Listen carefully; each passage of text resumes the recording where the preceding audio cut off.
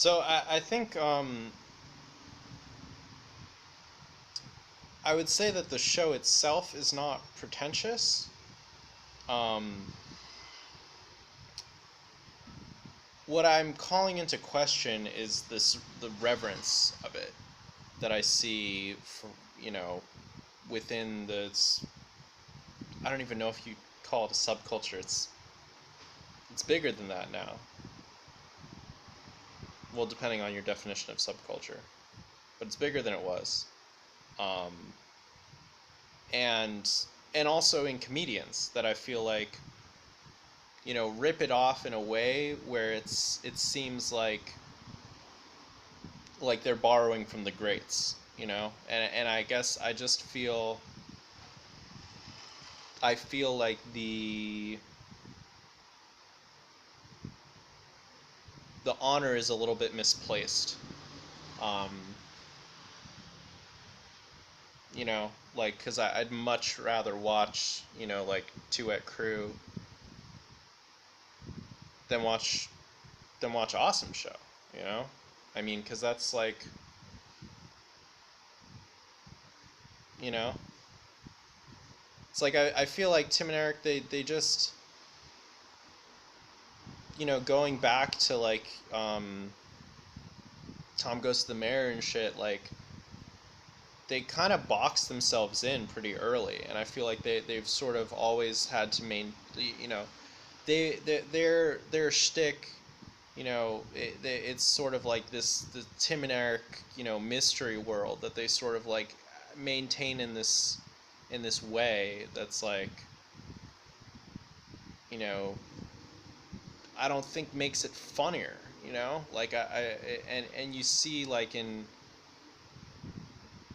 on the other side, in interviews, they'll like, sometimes in, not on night shows, but like in actual interviews, they'll be like, yeah, like we saw, public access TV and dads at bar mitzvahs, and we thought it was funny. And it's like, you know it's, I don't know, I guess I feel like it's an unnecessary thing. I think if they freed themselves to like drop the act, so to speak, and just try to make, shows without feeling like they have to, like, you know I don't know, like, it's tough for me to describe exactly what I'm saying here, but like,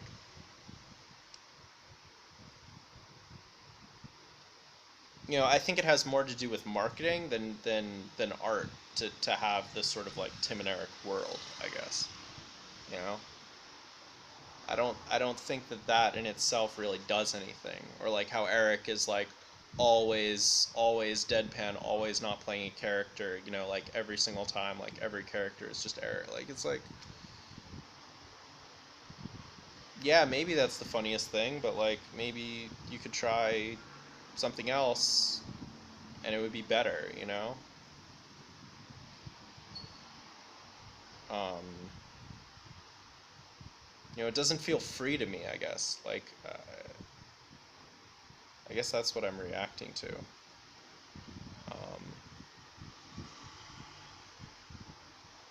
that they don't take the risks that would potentially, like, plummet them, and they just maintain their sort of like they're really hard line about that, like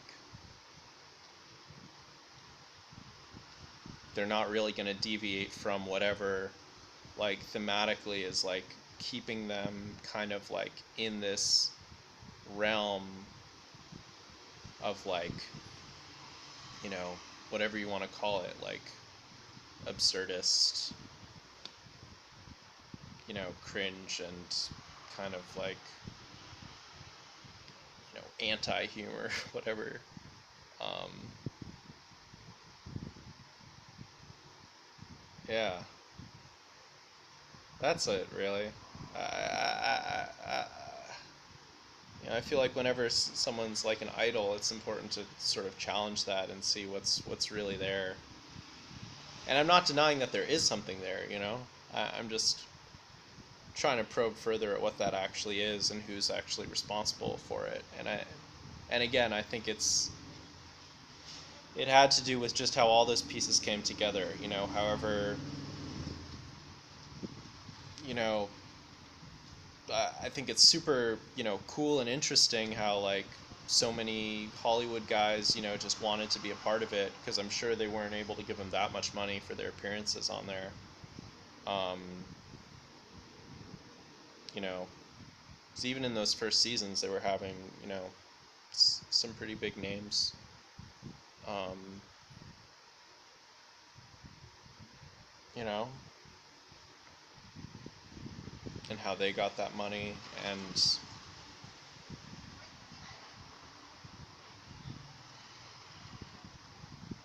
yeah, I don't know. At the end of the day, I think like actually watching public access TV is going to be a lot funnier than watching Tim and Eric Awesome Show Great Job. Um, I don't know exactly what they add to what they're commenting on, be it comedy or, unintentionally funny shit. It just seems like they've just they just kind of like curated stuff that exists and is funny, and for whatever reason, you know, I think mostly through the editing, which again isn't them, um, or for the most part isn't them, like have this, really, you know, philosophically interesting show, but I don't think it's a very funny show. Like I think I'm gonna laugh a lot more watching Curb Your Enthusiasm or even something like Louie than I would actually laugh at Tim and Eric, Like it doesn't make me laugh, Like I enjoy how it deviates from what you'd expect to see, you know?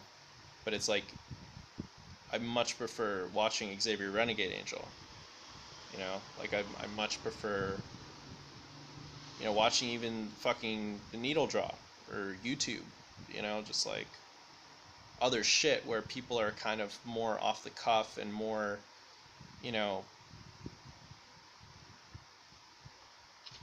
like in a weird way, the show almost takes itself too seriously.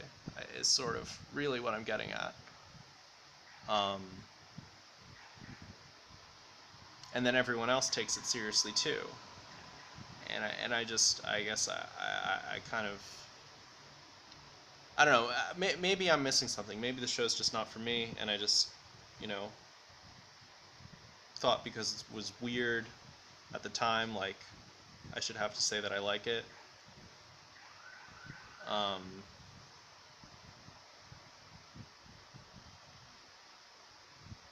and I guess it's like a lame thing to say, like, oh, this show isn't funny, I don't get it. But like, I don't know.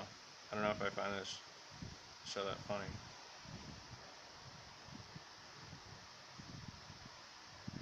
Like at all. Like,